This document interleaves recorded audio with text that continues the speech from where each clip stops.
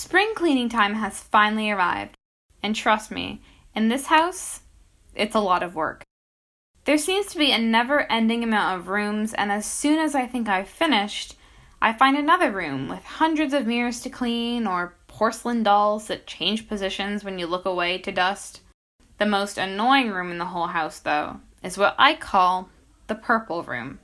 The purple room was empty when I first arrived in Springshard, or at least almost empty.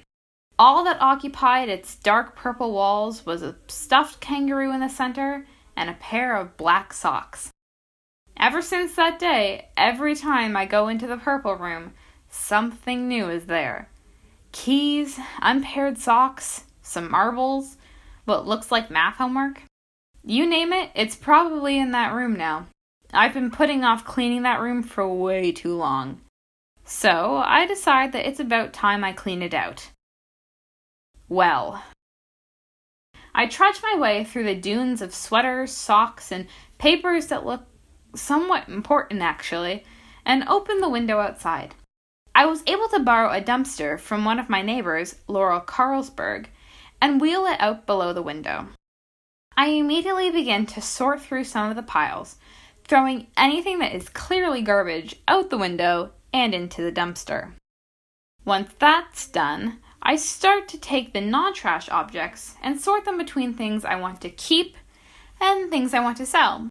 I find some pretty interesting things like a blue and pink plastic unicorn, a red bike, and a live naked mole rat. It takes me quite a while to sort through everything. I mean, I've never been the fastest at cleaning. I usually find something really neat and then look at it and play with it before actually doing anything productive. So a room full of things I've never seen before is kind of a weekend-long project. I'm only about a quarter of the way through the pile that never seems to get any smaller when I find the first of what will be many mysterious and enchanting objects that will stretch this project over the course of the next few days. A golden locket. The locket is in the shape of an oval and is sketched with intricate designs, like a clock in the center surrounded by gnomes, flowers, and magical-looking swirls. On the back is engraving, reading, "To my dear Magna, may this year and everyone to follow be filled with love and owls." Inside the locket is a picture of a couple. I don't recognize the woman, but the man I know. I see him every time I go to market for fresh veggies, or whenever I go through his carrot patch to get to the elementary school for interviews. The man in the picture is Farmer Magna Connors. I stick the locket into my pocket. I'll deliver it to him when I head into town this afternoon. I think he'll probably want it back. I continue to sift through the tall piles of objects, making slow but steady progress. It's mid-morning by the time I find the second object, a blue and gold gilded book with loopy written title on the cover. The title reads, "A Comprehensive History on Worms, Wormholes, Holes, and Springshard's Historical Look on Time." None of these things seem related. And it's not a very catchy title. I flip through the worn, yellowing pages and run my fingers across the dark ink sprawling across them. There's chapters about earthworms, flatworms, roundworms, inchworms, and gummy worms. The next section has chapters on the space-time continuum and that scene in every single movie where they demonstrate how wormholes work with a piece of paper and a pencil. The third section has chapters on sinkholes, potholes, pits, ditches, and hole punchers. And the fourth and final section talks about historians and the great philosophers of Springshard history and their view on time.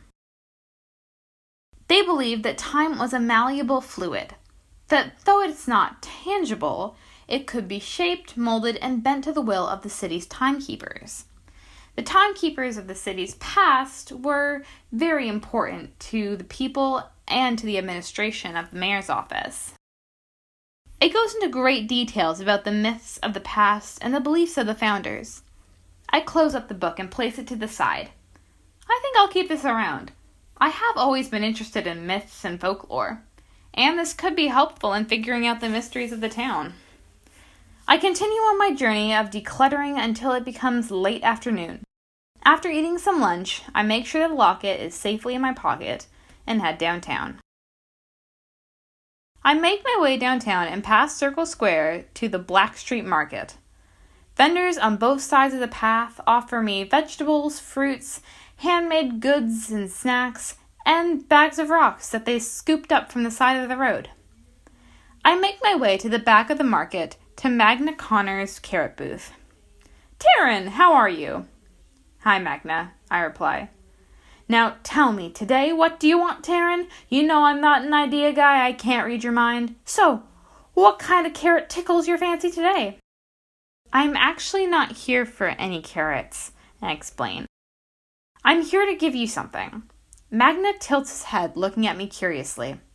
I reach into my pocket and pull out a locket. Magna's eyes snap open wide as he stares at the golden pendant in my hands. He reaches out for it, and I place it into his hands.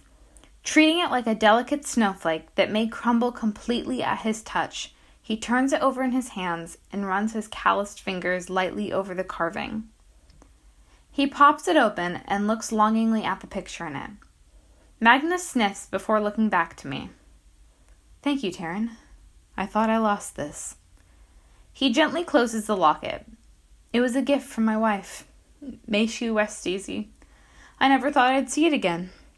I give him a smile and turn to leave. "Wait!" Magna hands me a bundle of carrots. "As a token of my gratitude," he says, his perky nature right back on his face. I gratefully take the carrots and head home. As I'm walking home, I can't help but wonder how the locket ended up in my house in the first place. It seems very important to Magna, and even if he did lose it, he's never been into my house, much less the purple room. Come to think of it, how did any of the things in that room end up there? I didn't put them in there, and they seem to all belong to someone else. I spend a little more time wandering the city, giving people papers that I found with their names on it, and sweaters with their initials on the tag. After returning everything I found in the house to their rightful owners, I head home for the night. As I eat my dinner, I flip through the book I found again. It talks about many types of wormholes. There are some that lead from one place to another, like a portal. These can either be double or single-sided. So some you can enter or exit whenever you want, or others can only take you to a specific place, but not back. Some wormholes are places where time moves slower, faster, or in reverse. These wormholes can be very fertile for life, and can only be exited or entered at a specific time when the outer world and the wormhole's time are linked up. Others are linked to specific objects. Sometimes when an object has a specific emotion tied to it, if it's very strong, it can create a wormhole sucking other objects tied with the same emotion to it. This is why spring shardians often lose socks from the dryer. They're sucked through a wormhole connected to unpaired socks. Connected to lost things. The origin of this specific wormhole is unknown. Maybe that's what this room is. A wormhole. A wormhole for lost things. I mean, it makes sense if you believe in stuff like that. And honestly, it's not the wildest thing to happen in this town. I head back up to the room to finish up my cleaning for the night. I'm not nearly finished for good, but might as well finish up what little I have left for tonight. As I sort through the remaining piles, I find a small gray tape recorder. It's scuffed up as if it's been tossed and slid across rough pavement. On the side, written in a piece of white tape, is the name April May. I turn the recorder over in my hands before sitting down on the floor and pressing play.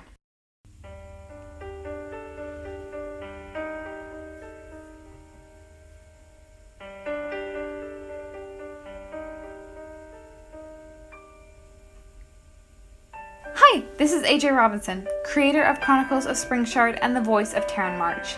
I just wanted to thank you for listening to this episode. If you liked it and want to know when the next episode is up, feel free to follow us on Facebook and Instagram at Springshard Chronicle for weekly updates and teasers. Next week, there will be no episode released. Episode 9 will be up on May 17th. Be sure to give it a listen and find out just what is on that tape. If you like this episode and would like to listen to it even when you don't have Wi-Fi, it is available for download. If you want to listen while looking at a picture of the super cool cover art, you can also listen on YouTube. Check our social media for more information. The awesome music you are listening to right now is by Chaos Emerald on YouTube. Go check out her channel once this episode is done. In fact, if you're listening on YouTube, I'll even give you a link in the description below. You can also check her out on Instagram and Twitter at EmmaJoyceY. Special thanks to Jess Milton, Derek Taggart, and to you, listening right now. And hey, I hope you find whatever it is you're looking for.